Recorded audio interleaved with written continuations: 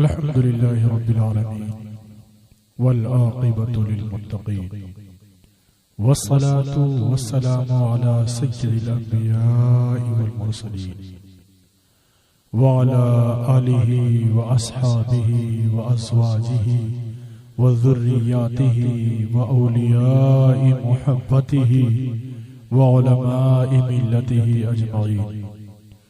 अम्मा बाद फ़अऊज़ु बिल्लाहि मिनश शैतानिर रजीम। बिस्मिल्लाहिर रहमानिर रहीम। क़ुल ला तअतज़िरू क़द कफ़रतुम बअद ईमानिकुम। आमन्तु बिल्लाहि सदक़ल्लाहुल अज़ीम व सदक़ रसूलुहुन नबियुल अमीनुल मकीनुल करीम व नहनु अला ज़ालिका लमिनश शाहिदीन वश्शाकिरीन वल्हम्दुलिल्लाहि रब्बिल आलमीन। आमीन आमीन या रब्बल आलमीन। अल्लाह की सरताबा कदम शान है ये, अल्लाह की सरताबा कदम शान है ये, इंसान नहीं इंसान वो इंसान है ये। कुरान तो ईमान बताता है इन्हें, ईमान ये कहता है मेरी जान है ये। सारी दुनिया के दरख्तों का कलम हो जाए, सारा दरिया ये रोशनाई का हो जाए, फिर भी मुमकिन नहीं तौसीफ़े रसूल अकरम, चाहे मसरूफ़े अमल सारी खुदाई हो जाए। हर बात एक सहीफा थी उम्मी रसूल की, हर बात एक सहीफा थी उम्मी रसूल की, अल्फाज थे खुदा की ज़बां थी रसूल की। सीढ़ी लगाए अर्श खुदा पर नबी की याद, सीढ़ी लगाए अर्श खुदा पर नबी की याद, चलती है सांस उंगली पकड़कर रसूल की। और अपने ही नोके कलम से लिखे हुए कुछ अशार पेश खिदमत करता हूँ, मुलाहिज़ा फरमाए। मिटाने में लगी दुनिया तमामी अहले सुन्नत को। हर शेर पर आमीन कहें, आमीन कहने की जरूरत है। मिटाने में लगी दुनिया तमामी अहले सुन्नत को, खुदाया ऐसा हो ख्वाब उनका चकनाचूर हो जाए। मिटाने में लगी दुनिया तमामी अहले सुन्नत को, खुदाया ऐसा हो ख्वाब उनका चकनाचूर हो जाए। और कभी कभी एक रोज तो होगी ज़ियारत शाहे बतहा की। आमीन कहने की जगह है। कभी एक रोज तो होगी ज़ियारत शाहे बतहा की, खुदाए दो जहां को ये अगर मंजूर हो जाए, खुदाए दो जहां को ये अगर मंजूर हो जाए। और लगे हैं हर तरफ ईमान के डाकू लुटेरे भी, गली गली मोहल्ले मोहल्ले नगर नगर नगर नगर लगे हैं हर तरफ ईमान के डाकू लुटेरे भी। नबी की आल के सदक़े मुसीबत दूर हो जाए, नबी की आल के सदक़े मुसीबत दूर हो जाए।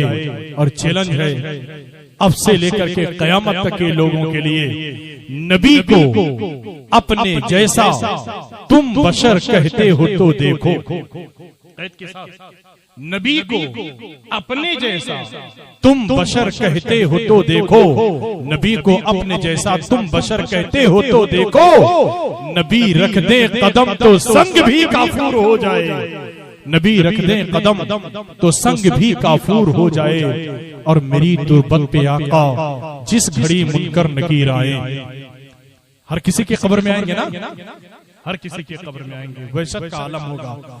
मेरी तुरबत पे आका जिस घड़ी मुनकर नकीर आए, तेरा दीदार हो तो मेरी वहशत दूर हो जाए, तेरा दीदार हो तो मेरी वहशत दूर हो जाए। और मक्ते की हिफाजत कीजिएगा, यही एक आरज़ू है मेरे आका तेरे सालिम की, मेरा तकल्लुस सालिम। और यहाँ जानने वालों में सबसे कदीमी मौलाना यूसुफ साहब हैं। मुझे कब से जानते हैं, अभी से ज्यादा नहीं कहूंगा। मैं समझता हूँ लगभग ये 10 साल के थे जब से मेरी तरबियत में है। ये तेलंगाना ही के रहने वाले हैं, मैं उत्तर प्रदेश का रहने वाला हूँ। अल्हम्दुलिल्लाह आज आलिम भाई, अल्लाह का फजल है। जब लास्ट मेरे पास गए, ये लास्ट कोर्स के लिए पढ़ाई हमारे मदरसे में नहीं थी, तो मैंने अपने असातिज़ा की सरपरस्ती में दिया। अल्हम्दुलिल्लाह, झूठ नहीं, सामने है, आप पूछ सकते हैं। बहरहाल मैं जो भी नातिया शायरी इस्तेमाल करता हूँ, सालिम तखल्लुस इस्तेमाल करता हूँ। दुआ कीजिएगा, यही एक आरज़ू है मेरे आका तेरे सालिम की, यही एक आरज़ू है मेरे आका तेरे सालिम की, यही एक आरज़ू है मेरे आका तेरे सालिम की, दीवाना बन के तेरा हर जगह मशहूर हो जाए, दीवाना बन के तेरा हर जगह मशहूर हो जाए। पूरा मजमा आगे से लेकर पीछे तक, दाएं से लेकर के बाएं तक इश्क़ नबी में झूम झूम करके दरूद पाक का हदिया पेश किया। अल्लाहुम्मा सल्ली अला सय्यदिना व मौलाना मुहम्मदिन बारिक वसल्लिम, सल्लु अलैहि सलातन व सलामन अलैका या रसूलल्लाह, सलातन व सलामन अलैका या हबीबल्लाह सल्लल्लाहु तआला अलैहि वसल्लम। कल जहां पर तकरीर छोड़ा था वहीं से आज कंटिन्यू करने की कोशिश में, ठीक है ना? अब दोहराया जाए तो मजा नहीं आएगा। जो लोग थे वो वहीं से समझ जाएंगे, जो नहीं थे उनके लिए चंद अल्फाज कह करके आगे बढ़ाता हूं। कुरान पाक में रब तबारक व तआला ने इरशाद फरमाया, कुल ला तातज़िरू क़द कफ़रतुम बअद ईमानिकुम। ऐ महबूब आप फरमा दीजिए, ऐ महबूब आप फरमा दीजिए कि तुम काफिर हो चुके हो ईमान लाने के बावजूद भी। मैं इस आयत का शान नुज़ूल बयान करके अपनी तकरीर रोक दिया था। शान नुज़ूल क्या बयान किया था, चंद अल्फाज में समझे कि एक सहाबी जिनका ऊंट गायब हो गया, वो गए कहे आका मेरा ऊंट गायब हो गया है। आका रहमत ने फरमाया ठीक है चले जाओ, फला जगह झाड़ी से उसकी नकील अटकी हुई है, वहां पर तुम्हारा ऊंट मिल जाएगा। सहाबी गए, ऊंट पा गए, लेकिन बाजू में रहने वाला जो बज़ाहिर चेहरे वाला था, दाढ़ी वाला था, टोपी वाला था, कुर्ते पजामे वाला था, यहीं तक नहीं बल्कि मुस्तफा की सोहबत में रहने वाला था, मुस्तफा की इक्तिदा में नमाज भी पढ़ता था, मगर खरा नहीं खोटा था। जब ये बात सुना तो मजाकिया तौर पर कहा, क्या मोहम्मद गैब भी जानते हैं, क्या मोहम्मद गैब भी जानते हैं माअज़ल्लाह। जैसे ही ये जुमला कहा सहाबी रसूल का तेवर बदल गया कि नादान तू ये कैसी बातें कर रहा है, क्या मोहम्मद मुस्तफा अल्लाह के पैगंबर नहीं है? नबी जो भी होता है वो गैब जानने वाला होता है अल्लाह की अता से। और यहीं पर एक मसला भी क्लियर करता हुआ चलता हूँ कि अगर कोई शख्स मुतलकन इल्मे गैब का, नबी के इल्मे गैब का मुनकिर हो तो वो शख्स दारे इस्लाम से खारिज हो जाता है। अब जैसे ही उसने ये जुमला कहा सहाबी का तेवर बदल गया, तो फौरन बात बनाने लगा कि मैं तो ऐसे ही रास्ता कटने के लिए कह रहा था। नादान, अगर रास्ता कटने के लिए तुझे कोई बात कहनी थी तो ये भी कह सकता था अल्हम्दुलिल्लाह हम उस नबी का दामन पकड़े हुए हैं, उस नबी से वाबिस्ता है जिस नबी को अल्लाह तबारक व तआला ने इल्मे गैब इनायत फरमाया है। यही तक नहीं बल्कि जमीन की कोई भी चीज हो या आसमान की कोई भी चीज हो, मुस्तफा जाने रहमत की निगाहों से ओझलो पोशीदा नहीं है। नबी अगर चाहे तो यहीं से बैठे बैठे जंगल में ऊंट कहां पर है, किस कैफियत में है, मुशाहिदा कर सकते हैं। और सिर्फ मुशाहिदा कर रहे हैं नहीं बल्कि अपने दीवानों को खबर भी कर रहे हैं। इसीलिए हम आशिकाने मुस्तफा झूम कर कहते हैं और कोई गैब क्या तुमसे नेहा हो भला, जब ना खुदा ही छुपा तुम पे।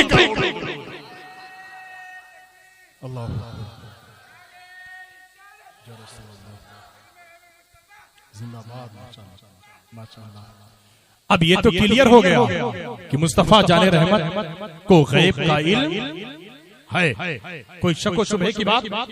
अगर कोई इसका इनकार कर दे तो कुरान ने आयत नाजिल फरमा दी, ला तातज़िरू क़द कफ़रतुम बअद ईमानिकुम, बहाने ना बनाओ तुम काफिर हो चुके हो ईमान लाने के बाद। अब यहाँ पर एक मिसाल देता हूँ, उसके बाद इस उन्वान के तहत बात करता हूँ। अगर किसी गार्डन में, गुज़श्ता साल की तकरीर में भी ये मिसाल मैंने दी थी, अल्हम्दुलिल्लाह मुझे याद है।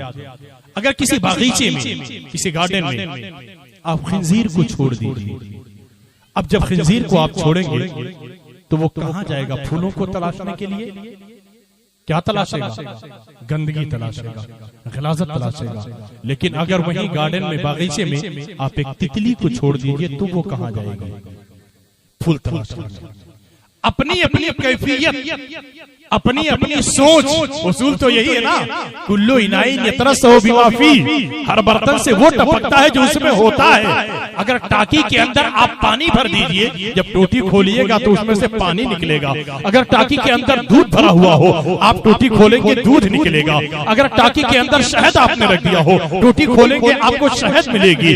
इसी तरीके से इंसान के जहन में जो होता है जबान से, किरदार से, वही चीज आया होती है, वही चीज जाहिर बाहिर होती है। जब मुस्तफा जाने रहमत का इश्क जिनके अंदर होता है तो वो जब उठता है तो नबी नबी कहता है, जब वो चलता है तो नबी नबी कहता है, जब बात करता है तो मुस्तफा की मोहब्बत की बात करता है, जब बात करता है मुस्तफा की अकीदत की बात करता है, जब बात करता है मुस्तफा की अजमत की बात करता है। मुस्तफा की अजमत किसी के घटाने से घटने वाली चीज नहीं है। इस बुनियाद पर कि अजमत मुस्तफा को रब तबारक व तआला ने बढ़ाया है, बल्कि अजमत मुस्तफा को जो घटा रहे हैं, घटाने की कोशिश कर रहे हैं, वो खुद मिट गए हैं, मिट जाएंगे। इसको मोहब्बत के ताजदार सरजमीन बरेलवी से इरशाद फरमाते हैं, मिट गए, मिटते हैं, मिट जाएंगे अदा तेरे, न मिटा है न मिटेगा कभी चर्चा तेरा। अल्लाह या रसूल अल्लाह जिंदाबाद। मुस्तफा का इश्क सबके पल्ले नहीं है। नमाज तो हो सकता है मुनाफिक भी पढ़ ले, नमाज मुनाफिक भी पढ़ते हैं, रोजा मुनाफिक भी रख लेते हैं, हज और ज़कात के मनासिक मुनाफिक भी अदा कर लेते हैं, मगर मुस्तफा से इश्क फकत आशिक ही किया करते हैं। मुस्तफा से इश्क सिर्फ आशिकों के दिल में होता है। और ये इश्क ऐसा वैसा नहीं है। ये मत समझिए कि हमने इश्क अगर किया है तो ये कोई आम बात है, ऐसा नहीं है। जो मुस्तफा के इश्क में पड़ जाता है, जो मुस्तफा का आशिक हो जाता है, वो आम इंसान नहीं रहता है, बल्कि वो भी रब तबारक व तआला का खास बन जाता है। यही तक नहीं, ये इश्क ही है जिसके बारे में बरेली के ताजदार ने बहुत पहले फरमाया था, ऐ इश्क तेरे सदके जलने से छूटे सस्ते, ऐ इश्क तेरे सदके जलने से छूटे सस्ते, जो आग बुझा देगी वो आग लगाई है। मुस्तफा का इश्क वो इश्क है कि जिसके अंदर ये जल जाता है, ये शमा रोशन हो जाती है तो रोज बरोज फुजू होती जाती है, रोज बरोज बढ़ती जाती है, बुलंदी पर होती जाती है। और ये ऐसा इश्क की ऐसी आग होती है कि जब ये आशिक पुल सराज से गुजरना चाहेगा ना, तो वहां पर आतिशे दोज़ख भी तड़प करके ये इंतजार करेगी, ऐ मुस्तफा के आशिक जल्दी से गुजर जाओ इस बुनियाद पर कि तेरे इश्क की हरारत से मैं सर्द पड़ रही हूँ। इस बुनियाद पर आशिक मुस्तफा को ये होगा हुक्म कि जल्दी से गुजर जाओ। और वहां पर जल्दी से आशिक क्यों ना गुजरेगा, क्यों ना गुजरेगा, जबकि मुस्तफा जाने रहमत रब्बे सल्लिम की सदाएं बुलंद कर रहे होंगे। जब रब्बे सल्लिम की सदा मुस्तफा बुलंद कर रहे होंगे तो वो मुसलमानों के लिए नहीं बल्कि आशिकों के लिए बुलंद कर रहे होंगे। इस बुनियाद पर कि आज हिंदुस्तान में नहीं पूरी दुनिया में मिला करके फिरके फिरकों में लोग बटे हैं, कबीले कबीले में लोग बटे हैं। कोई फिरके का नाम अपने अलग रख लिया है, कोई फिरके का नाम एक अच्छा टाइटल रख लिया है, लेकिन आज लोग फिरके का नाम अलग तो रखे हैं मगर हमें इत्तेहाद के लिए बुलाते हैं। कोई अपना नाम अहले हदीस रख लिया है, कहता है आओ हम हदीस पर अमल करने वाले हैं, आइए आइए चले आइए इत्तेहाद कायम कर लिया जाएगा। कोई अपना देवबंदी जमात नाम रख लिया है, वो ऐलान कर रहा है कि आइए इत्तेहाद कायम कर लिया जाए। लेकिन खुदा की कसम जब आप तारीख उठा करके देखेंगे तो मजहब इस्लाम से अहले सुन्नत वल जमात से अगर फिरका कटा है तो फिर वो शिया फिरका कटा है और फिरका आगे कटा है, अहले सुन्नत से देवबंदी फिरका कटा है, अहले सुन्नत से वहाबी फिरका कटा है, अहले सुन्नत से नजदी फिरका कटा है, अहले सुन्नत से नदवी फिरका कटा है। जितने भी फिरकाए बातिला है सब अहले सुन्नत से कट करके अलग हो गए हैं। तुम अलग हो गए हो, तुम हमें इत्तेहाद की दावत क्यों कर दोगे? खुदा की कसम अगर तुम इत्तेहाद के मुतलाशी हो, अगर तुम इत्तेहाद को चाहते हो, खुदा की कसम कहीं किसी को जाने की जरूरत नहीं पड़ेगी, किसी को बुलाने की जरूरत नहीं पड़ेगी। जहां से कट करके तुम अलग हो गए थे वहीं वापस आकर के मिल जाओ। खुदा की कसम दुनिया में इत्तेहाद बर्पा हो जाएगा। गलत तो नहीं कहा ना मैं, सब अहले सुन्नत से कटे हुए हैं। सबकी हिस्ट्री उठा करके आप देखिए। तो मैं अर्ज ये कर रहा था ला तातज़ीरू कद कफरतुम बादा ईमानिकुम, बहाने ना बनाओ, तुम काफिर हो चुके हो ईमान लाने के बावजूद भी। अब एक बात, आज बहुत सारे लोग कहते हैं कि मौलाना साहब आप पहले सुन्नत वल जमात बरेलवी मकतबे फिक्र के लोगों को काफिर बनाते हैं, माज़अल्लाह, लोगों को काफिर बनाते हैं। मैं पूछूंगा नादान, बनाने और बताने में फर्क है। कहते हैं वो हमारा नारा है कि काफिर को भी काफिर ना कहो। कहते हैं ना, सुना होगा आप लोगों ने, बड़ी तेजी के साथ ये मसले चल रहे हैं लोगों के दरमियान में। काफिर को भी काफिर ना कहो। पहले क्या कह रहा, काफिर को, जुमला गौर कीजिएगा, काफिर को, यानी पहले खुद काफिर कह दिया, काफिर को काफिर ना कहो। नादान, हमने कुरान से ये नहीं सीखा है। कुरान ने वल्लज़ीना कफरू का जुमला इस्तेमाल किया है, कहीं पर कुरान ने या अय्युहल मुनाफिकून कहा है, कहीं पर कुरान ने या अय्युहल्लज़ीना आमनू कहा है। यानी कुरान ने काफिर को काफिर कहा है, कुरान ने मुनाफिकीन को मुनाफिक कहा है, कुरान ने मोमिन को मोमिन कहा है। तो अब मोमिन को मोमिन नहीं कहा जाएगा तब क्या कहा जाएगा? काफिर को काफिर नहीं कहा जाएगा तब क्या कहा जाएगा? मुनाफिक को मुनाफिक नहीं कहा जाएगा तब क्या कहा जाएगा? मैं सोचने लगा कि ये नारा ये आखिर दे क्यों रहे हैं। बात दरअसल ये है कि ये नारा दे करके लोगों के दरमियान में कुछ छुपाने की कोशिश कर रहे हैं, किसी बात पर पर्दा डालने की कोशिश कर रहे हैं। लोग ये लोगों के दरमियान में ऐलान कर रहे हैं काफिर को काफिर ना कहो, इस बुनियाद पर कि ये जानते हैं कि हमसे कुफ्र सरजद हुआ है। अनजाने में नहीं, जानकारी में कुफ्र हमने लिखा है, हमारे अकाबिर ने लिखा है। अब जब ये मसला लोगों को सिखा देंगे काफिर को काफिर ना कहो तो हम इससे बच जाएंगे। मगर याद रखो, अब मैं आपसे पूछना चाहता हूं, आपके जहन में बात चलती होगी, यार ये भी नमाज पंजगाना पढ़ते हैं, ये तो गली गली मोहल्ले मोहल्ले में फिर करके तस्बीह लेकर के फिरते रहते हैं, इनके बात करने का अंदाज ही अलग रहता है। ऐसा मालूम होता है कि बहुत बड़े नमाज के पक्के नमाजी यही है, ऐसा लगता है पक्के दीन इस्लाम के गाजी यही है, ऐसा लगता है पक्के आशिक़ रसूल यही है। लेकिन अब यहाँ पर एक छोटी सी तमसील में बयान करता हूँ। एक बूढ़ा आदमी है जिसकी उम्र 99 साल 11 माह 29 दिन की उम्र है, यानी एक दिन कम है वरना 100 साल का हो जाएगा। उसकी अहलिया 90 या 95 बरस की है, साल की है। अचानक दोनों बैठे हुए हैं, अच्छी जिंदगानी चल रही है, कई बिल्डिंगें भी हैं, दौलत भी अच्छी खासी है। दोनों बैठे हुए बातें कर रहे हैं, नवासियों की बातें हो रही है कि अचानक बूढ़ी अम्मा ने कोई बात ऐसी कह दी जो बूढ़े हजरत को नाराज लगी, बात बुरी लगी, और वो नाराज होते ही आओ ना देखे ना ताओ देखे वो भी बहस करना शुरू कर दिए। बूढ़ी अम्मा भी बहस करना शुरू कर दी। मियां बीवी ज़ौजैन में बहस बढ़ती गई। बूढ़े मियां को बर्दाश्त ना हुआ, इन्होंने गुस्से में आकर के तलाक 10 मरतबा अपनी बीवी को कह दिया, और उसके बाद उठे हैं मदरसे की तरफ रवा हुए हैं। अभी ये मदरसे पर पहुंच रहे हैं मुफ्ती साहब किबला से मसला दरियाफ्त करने के लिए। तो क्या देख रहे हैं, बदखाह लोग पहले से आ बैठे हैं, ये लोग मसला पूछ रहे हैं। अब मुफ्ती साहब मसला बयान करे उससे पहले हाथ जोड़ लेते हैं ये साहब, कहते हैं हजरत मसला बयान करने से पहले मेरी एक बात समाप्त कर ले। मुफ्ती साहब कहते हैं कहिए क्या कहना चाहते हैं। आपने कहा कि सुनिए हजरत, मेरे पास 5 घर हैं टोटल, और जितने भी घर हैं मैंने सब बीवी के नाम पर किया है। निजामाबाद से बाहर फला जगह मेरी एक जमीन है जो खेत की जमीन है, वो जमीन भी मैंने मेरी अहलिया के नाम पर की है। यही तक नहीं बल्कि बैंक बैलेंस जितने भी है मेरे अहलिया के नाम पर है। ये देखिए जेवरात बहुत सारे हैं, ये सब के सब मेरे अहलिया के नाम पर कर दिया है। अगर मैं नाराज में चंद सेकंड के लिए लफ्ज़ तलाक बोल दिया है तो कोई बड़ी बात नहीं है। पूरी जिंदगी मेरे से मोहब्बत की है, पूरी जिंदगी जितनी भी कमाई मैंने कमाई है सब इन पर निसारों कुर्बान कर दिया है। अब आप मुझे फतवा दीजिए। अब मैं आप लोगों से पूछना चाह रहा हूं, तलाक वाकई हुई कि नहीं हुई? तलाक वाकई हुई कि नहीं हुई? हो गई वाकई ना, कोई शको शुबहा नहीं है, कोई शक नहीं है। अब यही पलट करके एक बात और समझिए, मुफ्ती साहब किबला अपने बच्चे की शादी का एहतमाम किए, अल्लाह ताला वो दिन लाए, एहतमाम किए, फोन हुआ, हम लोग बारात में आ रहे हैं, बाशरा शरीयत के एतबार से एहतमाम हुआ, और एहतमाम होने के बाद वहां पर पहुंचे, खाने पीने का एहतमाम किया गया, अनवा अक़साम के मेवे रंग बिरंग चीजें दस्तरखान पर आरास्ता कर दी गई, लोग लुत्फ़अंदोज़ हुए। मगर जब काजी साहब आए निकाह पढ़ाने के लिए, पूरा मसला फॉर्मेलिटी पूरी कर ली गई। बच्ची के पास पहुंचे काजी साहब और कहा, ए बेटी बताओ, फला बिन फला से आपका निकाह करने की इजाजत चाहता हूं, क्या आप इजाजत देती हैं? बच्ची ने कहा ना। फिर दोबारा काजी साहब ने समझाया, इर्द गिर्द के लोगों ने समझाया, और कहा बेटी आप ना क्यों कह रही हैं, हम दोबारा कहते हैं, आप दोबारा कहिए, फला बिन फला के साथ आपका निकाह करने की इजाजत चाहते हैं, क्या आप इजाजत देती हैं? बच्ची ने कहा ना।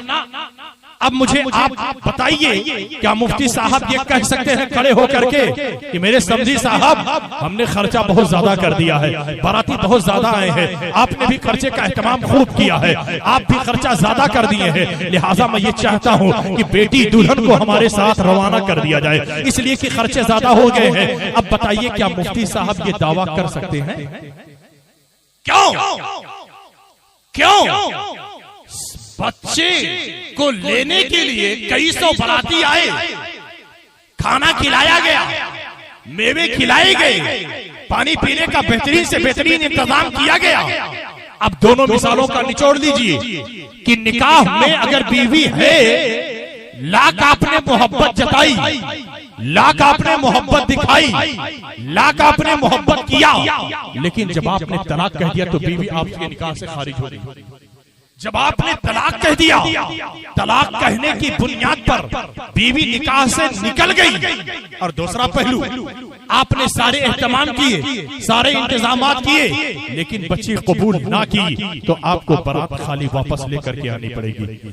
मसला क्लियर हो गया कि शादी में पानी पिलाना ये फुरुइयात है, खाना खिलाना ये फुरुइयात है, बैठने का इंतजाम करना ये फुरुइयात है, बारातियों का लाना ये फुरुइयात है, कसरत से गाड़ियों का इस्तेमाल ये फुरुइयात है। असल चीज तो ये थी इजाबो कबूल।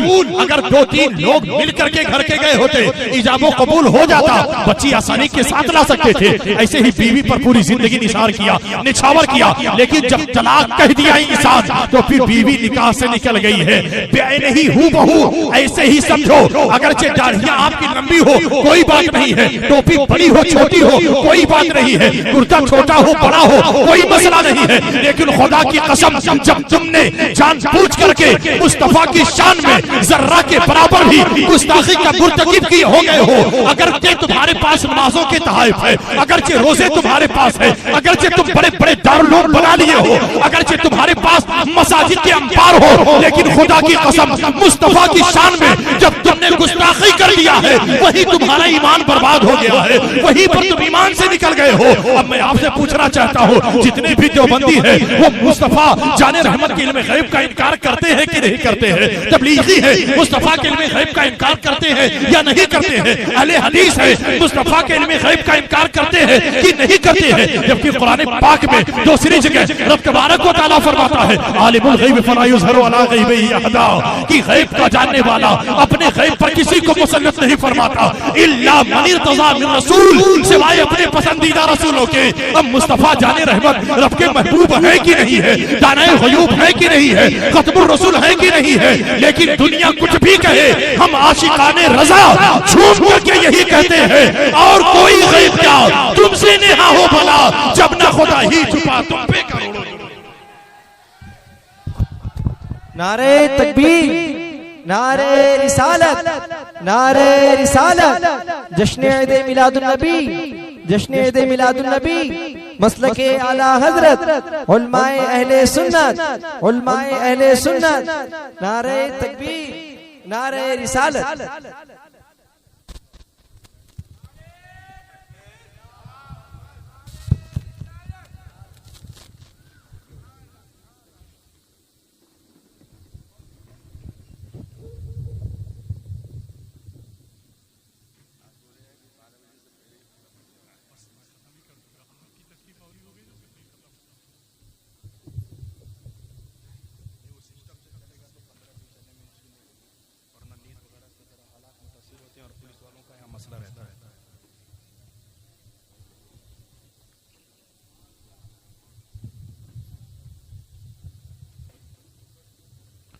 दरूद पाक पढ़ें।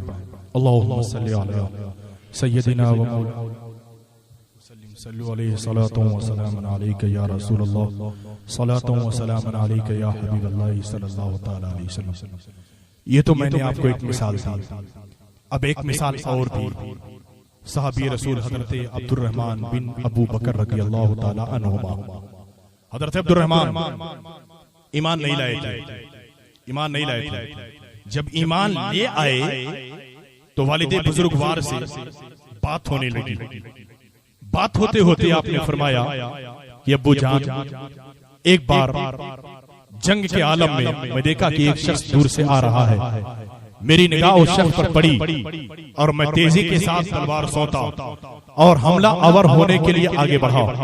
लेकिन जैसे ही मैं हमला करने के लिए आगे बढ़ा और वो आने वाला करीब हुआ तो मेरी निगाह पड़ी और मैंने देखा कि वो आप हैं। और जैसे ही मैंने आपको देखा मेरी मोहब्बत जोश मारी। मैंने कहा मैं अपने वालिद पर कैसे तलवार उठा सकता हूँ, ये सोच करके मैं वापस हो गया। लेकिन जब हजरत अबू बकर सिद्दीक ने ये जुमला सुना तो आप तड़प पड़ते हैं और कहते हैं सुनो, अगर तुम बाप को देख करके बाप की मोहब्बत की बुनियाद पर तलवार को देख लिए, लेकिन खुदा की कसम अगर मैं होता और मेरी तलवार की जद में तुम आ जाते तो मैं ये नहीं देखता कि मेरा बेटा है ये, बल्कि खुदा की कसम मैं तुम्हें मुस्तफा जाने रहमत का मद्दे मुकाबिल समझ करके तुम्हें गुस्ताख समझ करके तुम्हारी गर्दन मार देता। पता ये चला कि कुफ्र का मिजाज खूनी रिश्ता देखता है, लेकिन इस्लाम का मिजाज खूनी रिश्ता नहीं देखता है, बल्कि इस्लाम का मिजाज जो देखता है वो ईमान का रिश्ता देखता है और ईमान ही पर इंसान खून के रिश्तों को मुकद्दम रखता है।